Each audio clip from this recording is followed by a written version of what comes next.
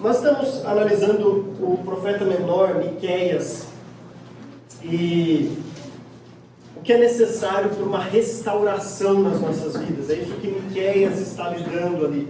Como nós podemos restaurar as nossas vidas. E abram em 2 Crônicas, capítulo 29.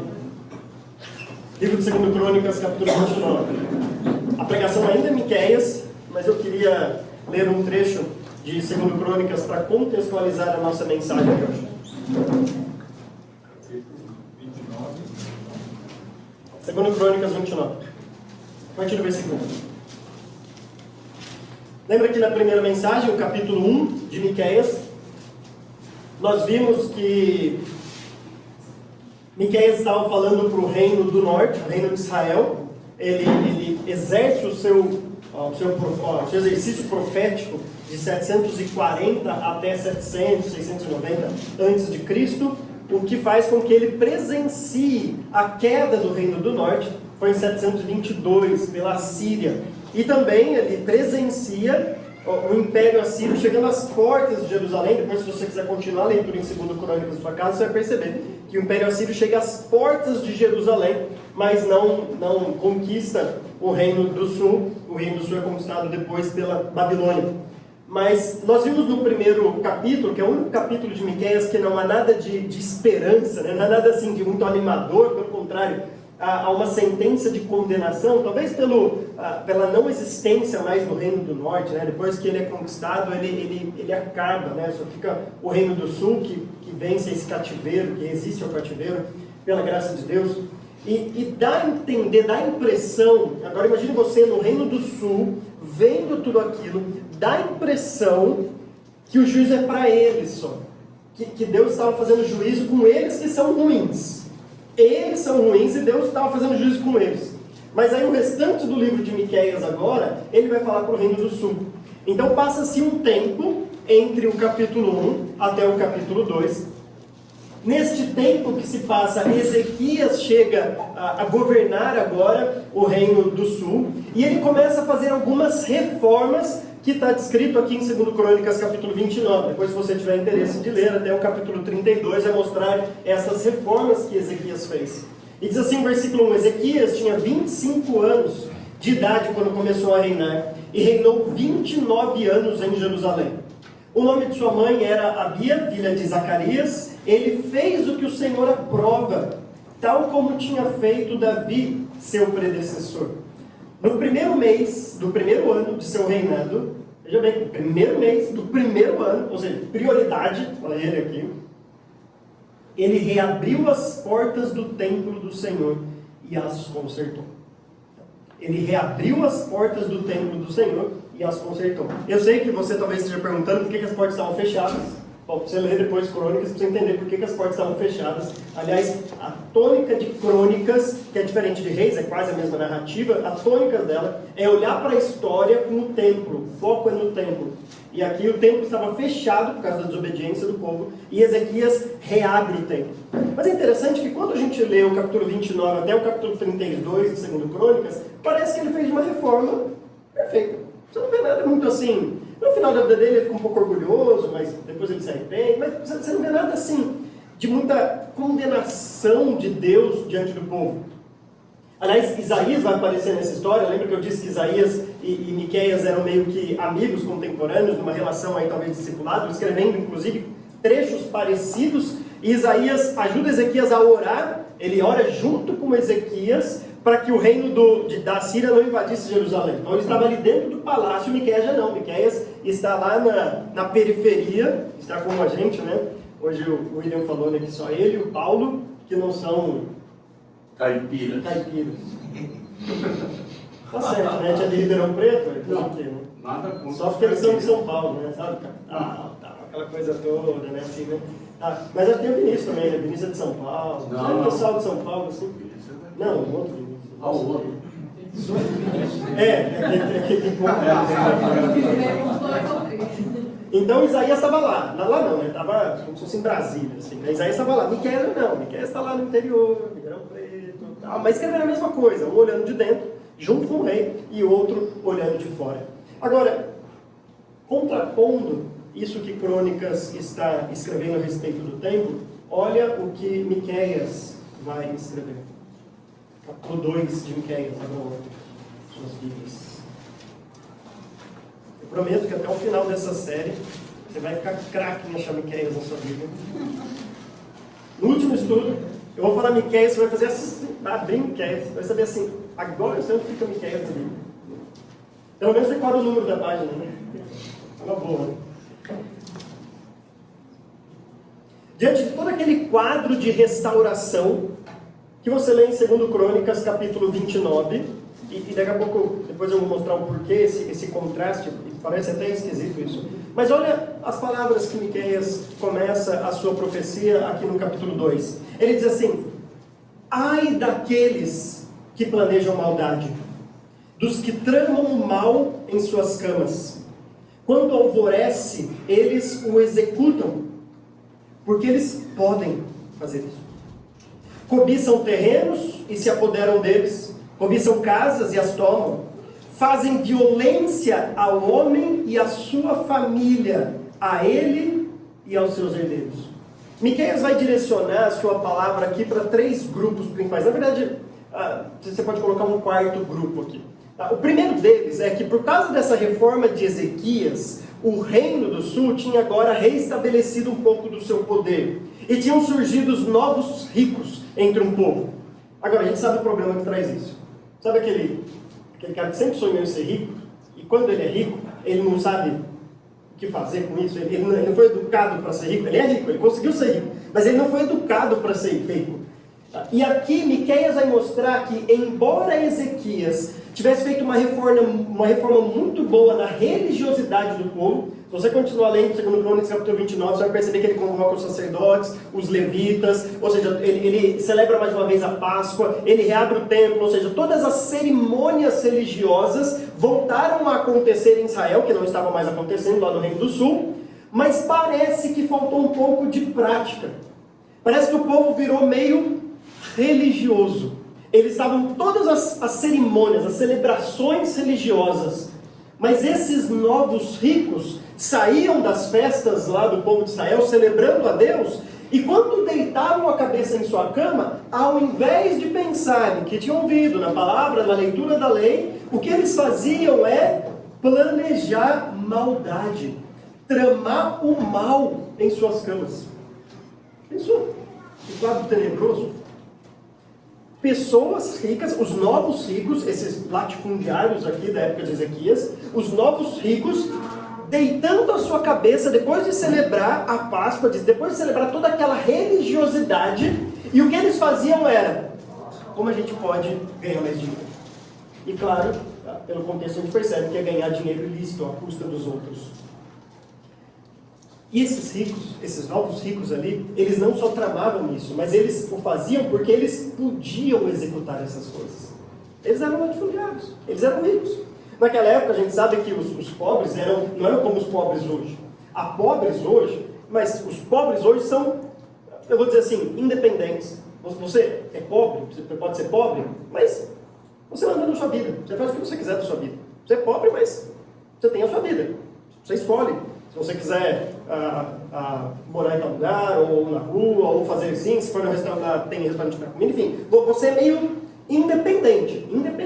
Você escolhe o que você quer fazer. Você é pobre, mas ninguém dita o que você tem que fazer, diferente daquela época.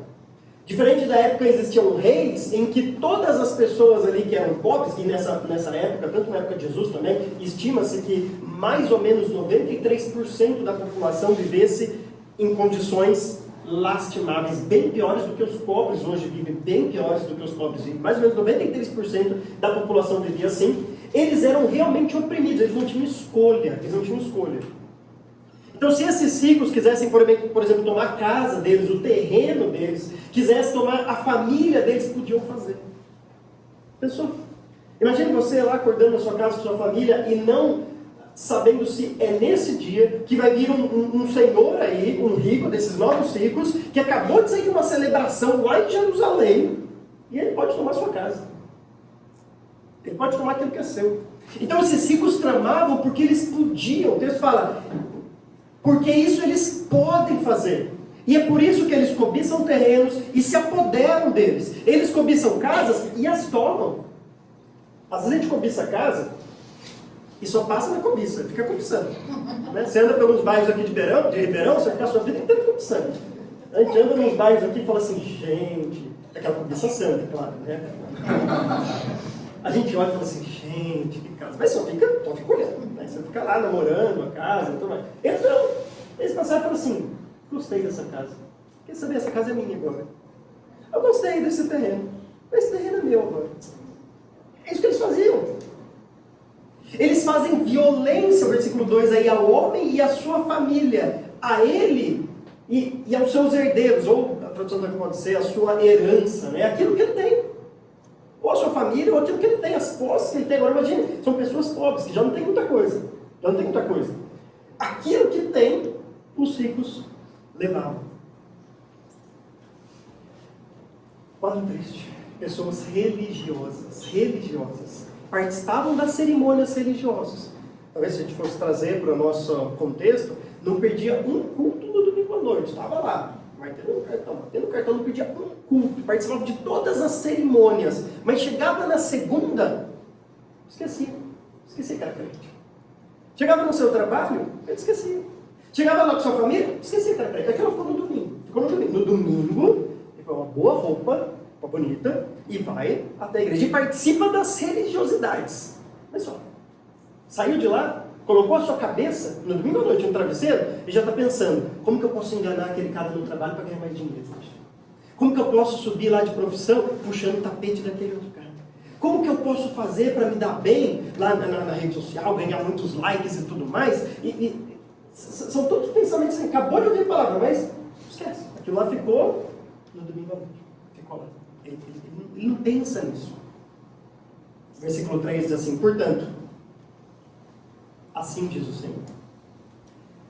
Se no capítulo 1 nós vimos que para uma restauração das nossas vidas é primeiro necessário uma consciência da justiça de Deus, de que Deus é justo e Ele faz justiça, o segundo capítulo é Miqueias mostrando que a justiça de Deus não é só direcionada aos outros.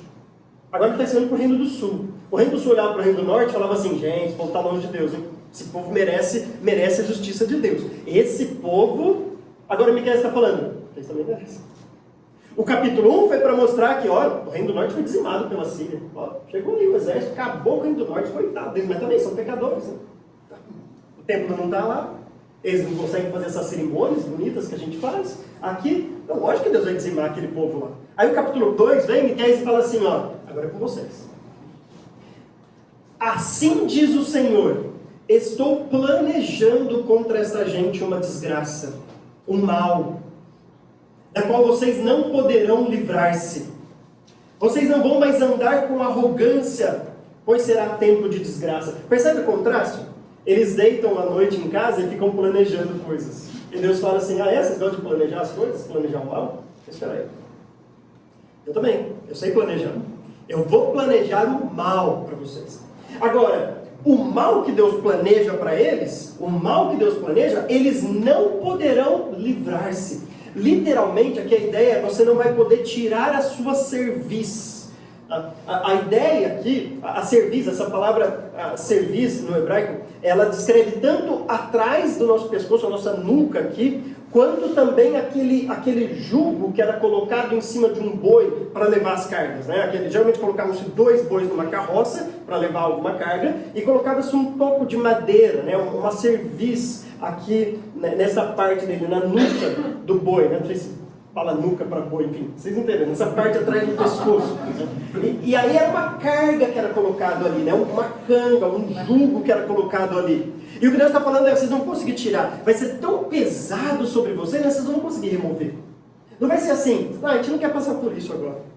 Eu já não quero sofrer a disciplina de Deus. Não, vocês não vão ter opção. Deus vai colocar um peso tão grande sobre vocês, porque Ele está planejando contra vocês, vocês não vão conseguir tirar. Vocês não vão conseguir fazer isso. Vocês não vão mais andar com arrogância, pois será tempo de desgraça. E aqui tem um trocadilho, porque ao mesmo tempo que esse jugo colocado aqui era um peso, ao mesmo tempo faz com que o boi andasse sempre olhando para baixo. Vai fazer, o peso que vai colocar aqui é tão grande que vocês não vão mais ficar altivos aí, por aí, olhando de cima para baixo os outros. Não, agora vocês vão colocar cabeça no chão. Agora vocês vão entender qual que é o lugar de vocês.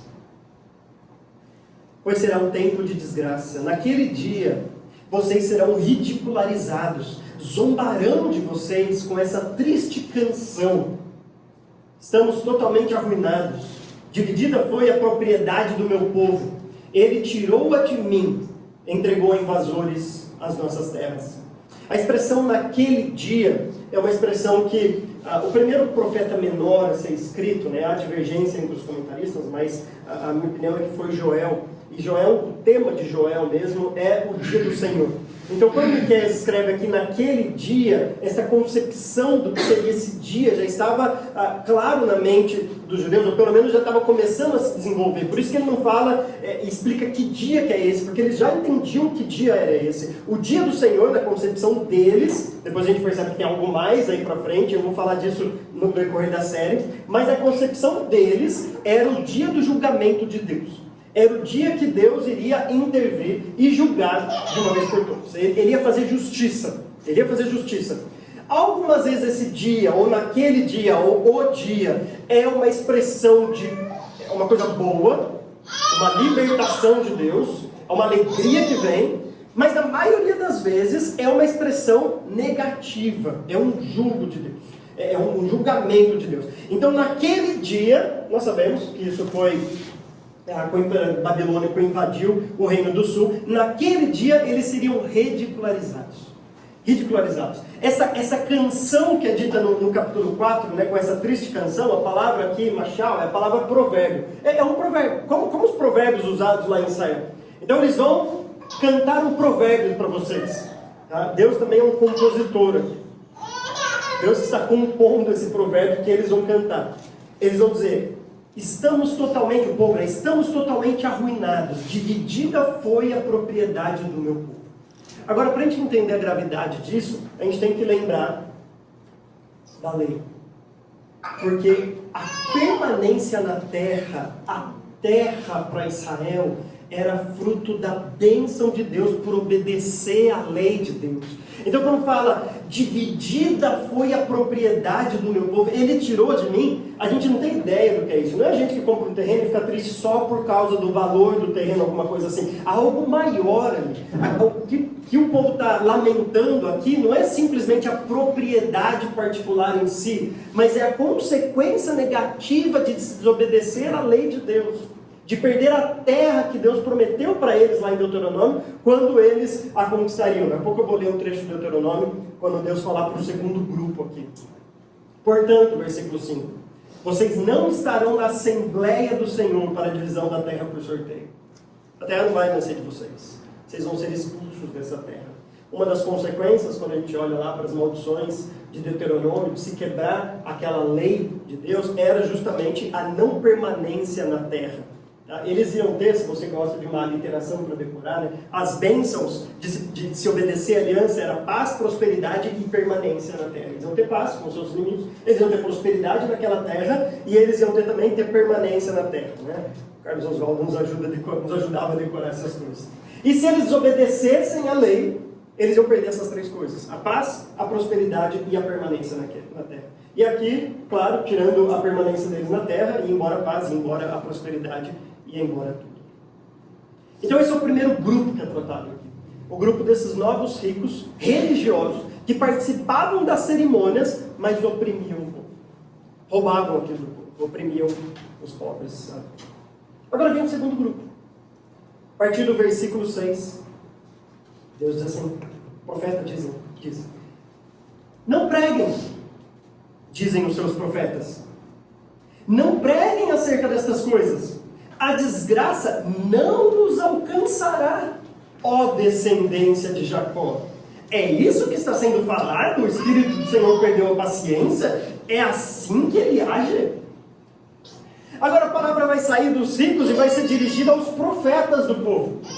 E os profetas do povo chegavam a dizer assim: espera aí, gente, espera aí. Nós somos descendência de Jacó. Você acha que Deus vai fazer isso com a descendência de Jacó? Espera aí. o que a Esca falando depois, claro que isso não vai acontecer. Eles, usando uma palavra do Richard Stuart, é um comentarista, comentando os textos, ele diz que eles se acomodaram na aliança. Porque Deus tinha feito uma promessa para eles, dá uma olhada lá em Deuteronômio, capítulo 30. Deuteronômio 30. Deus tinha feito uma promessa, mas com uma consequência caso desobedecesse essa promessa, e eles simplesmente ignoraram isso. Simplesmente ignoraram. Você acha que Deus vai fazer isso? Olha o que diz Deuteronômio, capítulo 30, a partir do versículo 15. Vejam que hoje ponho diante de vocês vida e prosperidade, ou morte e destruição. Pois hoje lhes ordeno que amem o Senhor, o seu Deus, andem nos seus caminhos e guardem os seus mandamentos, decretos e ordenanças.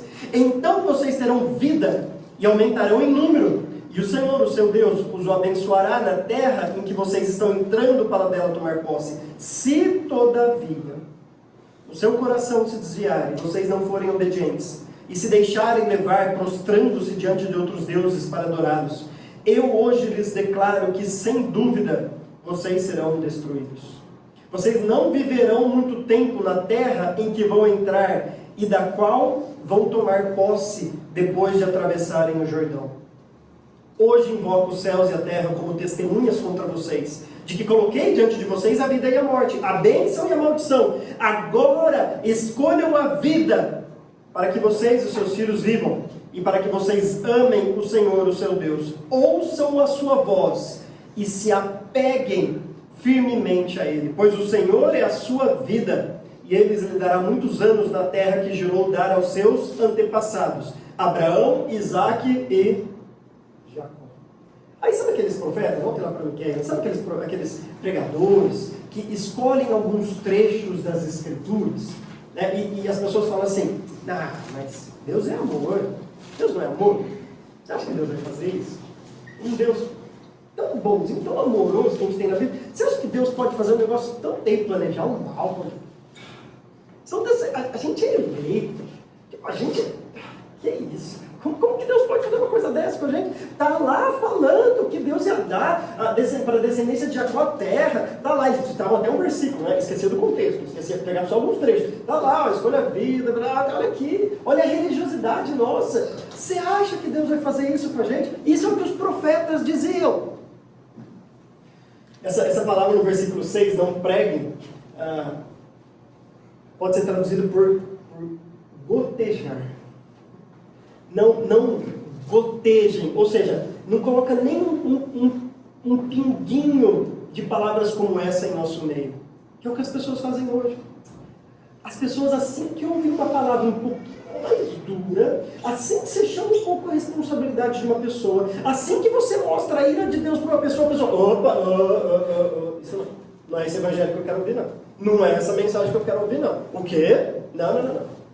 Eu quero ouvir que Deus me ama, que eu vou lá no domingo à noite, que eu posso fazer o que eu quiser durante a semana, e que Deus me ama, Ele vai me abençoar, porque estou fazendo tudo certinho, estou indo na igreja à noite, é isso que eu quero ouvir. Quando você começa a gotejar alguma coisinha, daí você fala, não goteja essas coisas não. Nem um pinguinho disso. A gente só quer um lado do evangelho, o outro não.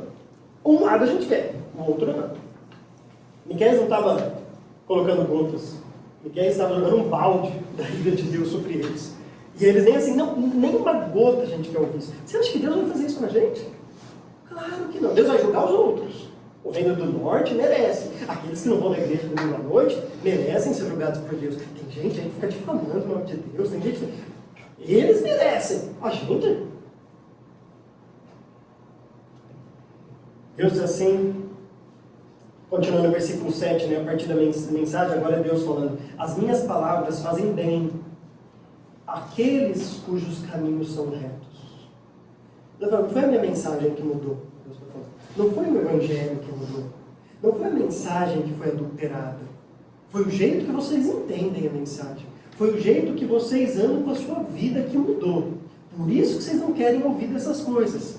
Porque para aqueles que estão vivendo corretamente, para aqueles que escolheram a vida lá de Deuteronômio capítulo 30, pode vir o julgamento, porque nós escolhemos a vida. Para aqueles que escolheram a morte e a maldição, aí sim.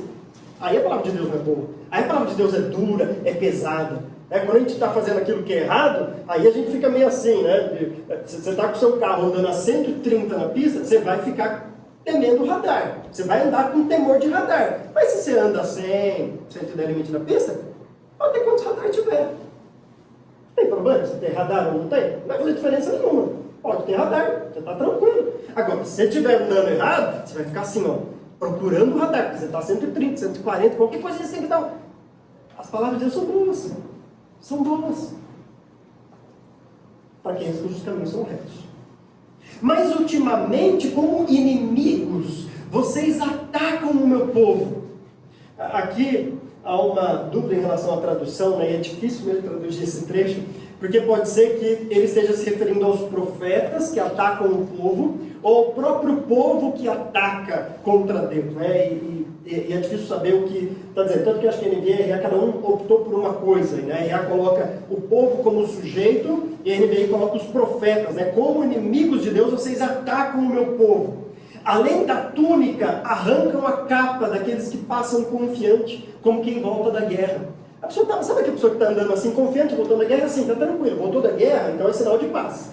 Acabou a guerra, está em paz. Quando está em paz, você anda tranquilo na rua, não anda? Você está assim, tranquilo. Até que vinha um profeta de Deus. Profeta. Roubava sua túnica. Não, mas Deus não vai comigo. A gente é o povo de Deus. A gente é descendência de Jacó. Fica tranquilo. Mas ele roubava sua túnica. Você estava andando tranquilo. Então, agora é época de paz, acabou a guerra. Até que vinha um profeta. E roubava sua túnica. Já pensou? Pensou? Qualquer semelhança com os dias de hoje, né? Você entra em algumas igrejas, cuidado, né? Você tem que esconder sua carteira, porque as pessoas estão doidas para pegar o que você tem, doidinho, cuidado. Você acha que você vai ouvir uma palavra boa, uma palavra de Deus, mas não. O que eles querem é fazer outra coisa, cuidado. É exatamente isso aqui que está acontecendo. Vocês tiram as mulheres do meu povo, de seus lares agradáveis, de seus filhos, vocês removem a minha dignidade para sempre. Levantem-se, vão embora, pois este não é lugar de descanso, porque ele está contaminado e arruinado sem que haja remédio. Não há mais solução, Deus está falando para esse povo. Não há mais remédio, não há o que fazer. O povo contaminou, os profetas contaminaram de uma tal maneira que tinha um ou outro tentando mostrar a realidade, mas a grande maioria dos profetas dizia: não goteja essas coisas sobre nós. Nós não queremos saber de escolher vida e morte, de saber da ira de Deus. Não. O que nós queremos é viver essa religiosidade e deixa a minha vida em paz. É isso que eles queriam. Agora talvez você pense. Eu não sou rico, que estou oprimindo os outros. Escapei do primeiro grupo. Tranquilo. Talvez você pense, eu não sou profeta de Deus. Eu não fico enganando os outros. Então você pense, bom, isso não tem nada a ver comigo. Engane-se. Porque Deus diz no versículo 11: se um mentiroso e enganador vier e disser: eu pregarei para vocês fartura de vinho e de bebida fermentada, ele será o profeta deste povo. Sabe por que existem falsos profetas? Existem pessoas que gostam de ouvir essas falsas mensagens. Se todo mundo que se chamasse cristão lesse a Bíblia, lesse a palavra de Deus, e olhasse para esse pessoal e falava assim: ó, a gente vai todo mundo sair aqui da sua igreja, porque você não está pregando a palavra. Você está falando só que é alegria, fica tranquilo, pode ver do jeito que quiser, que é nosso jeito. Você só quer isso, a igreja esvaziar, o cara não tem mais o que fazer. Ele falou: agora eu vou trabalhar, ou vou virar um pastor que estuda a Bíblia mesmo, enfim, alguma coisa. Ele ia mudar. Mas se vier um profeta falando: venha para cá que você vai ser feliz, vem para cá que aqui você vai ser rico, vem para cá, sabe o que o povo faz? Que homem de Deus! Olha o que ele está falando para a minha vida. Que homem de Deus! Então Deus olha não só para o profeta, mas ele olha para o povo agora e fala assim: sabe por que existem esses profetas? Vocês gostam de ouvir isso.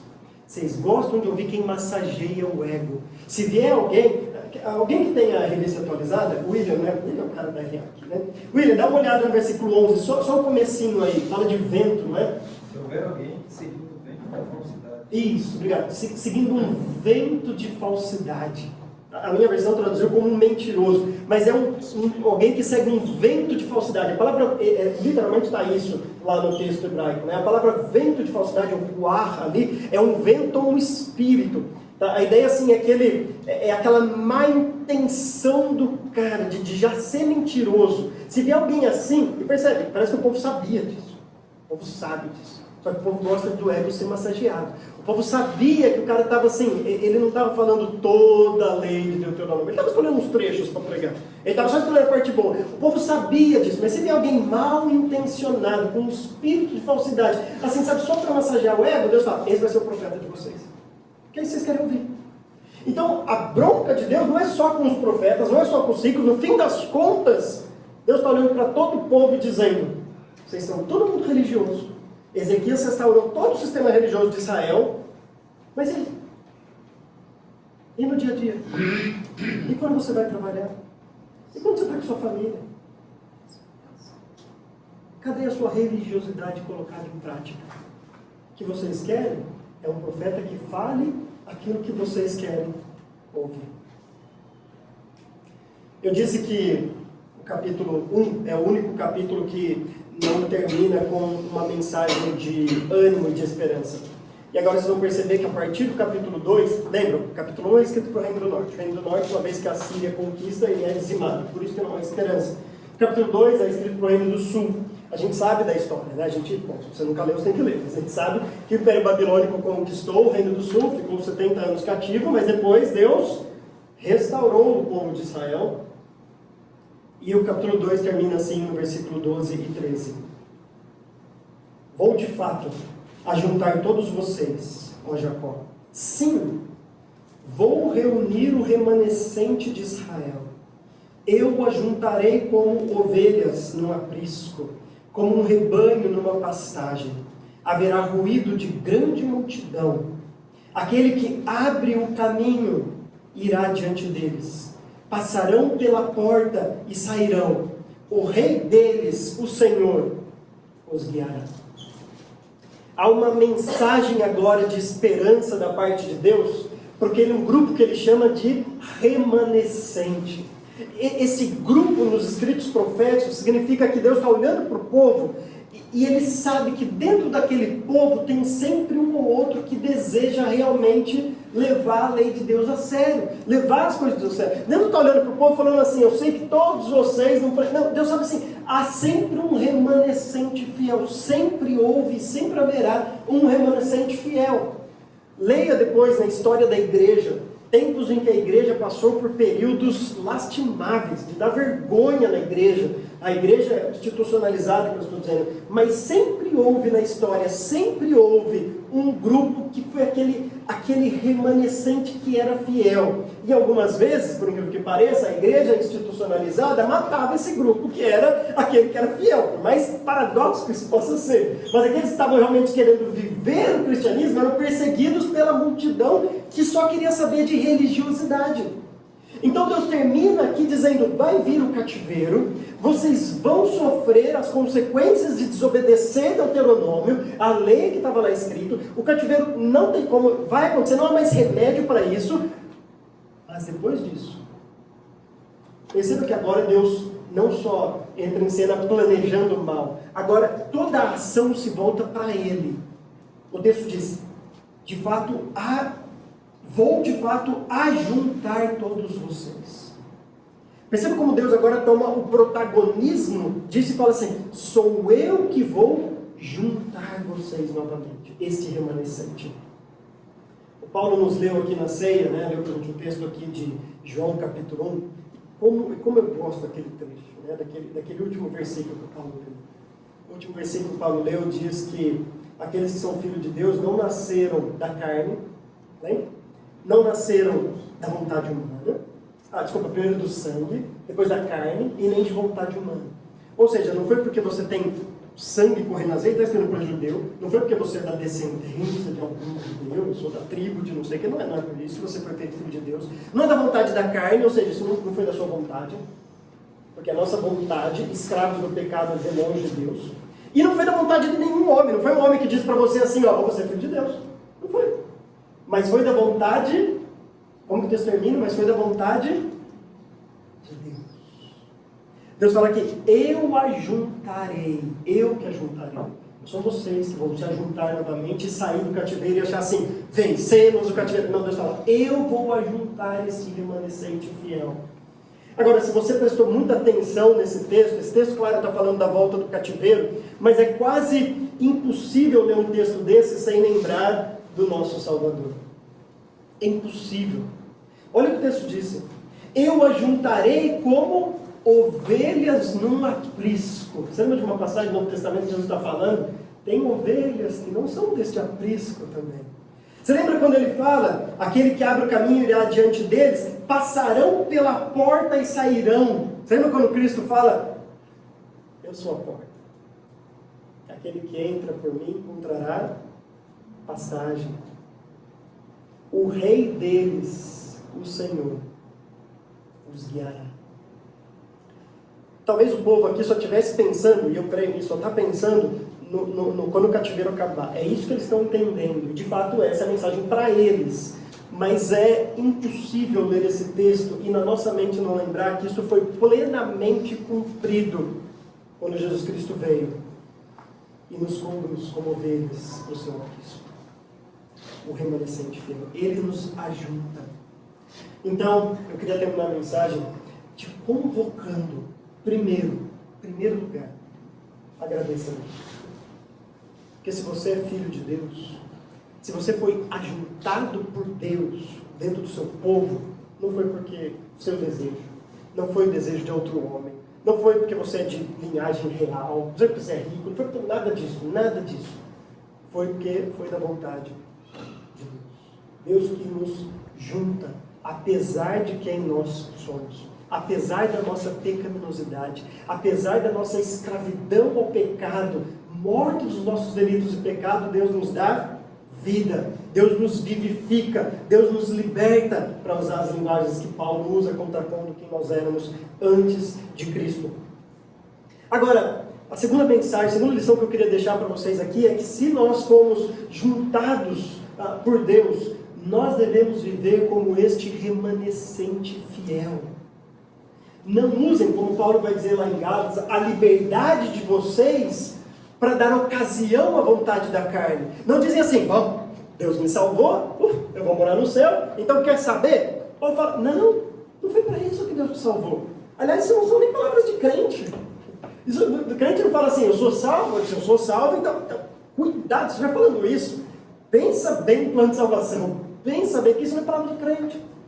O cristão fala assim, eu fui salvo, então agora eu posso dar ocasião ao serviço, à adoração a Deus. Eu fui liberto da escravidão do pecado, agora eu posso servir os meus irmãos. Agora eu não quero mais ser servido, agora eu quero servir. Agora eu não quero mais ser o centro das atenções, agora eu quero adorar a Deus. Eu quero que Deus seja o centro da minha vida, o centro da minha família. Você foi liberto da escravidão do pecado que te colocava no centro de todas as coisas, que você queria fazer o seu desejo, a sua vontade. Leia lá Efésios capítulo 2. Deus nos liberta de tudo isso. Então, se Deus de fato é o seu Salvador, é o seu Senhor, deixe que Ele te guie. Seja esse remanescente fiel. Talvez a gente olhe hoje nas estatísticas e fala assim, o número de cristãos no Brasil tem crescido, a gente olha as estatísticas aumentando, e é impressionante, mas é só você conversar com alguém no seu trabalho e falar assim, eu sou cristão também. A probabilidade de passar um tempo você vai falar assim, eita, que cristão é esse? É grande. Claro que a gente sempre encontra bons cristãos por aí, graças a Deus e glória a Deus por isso.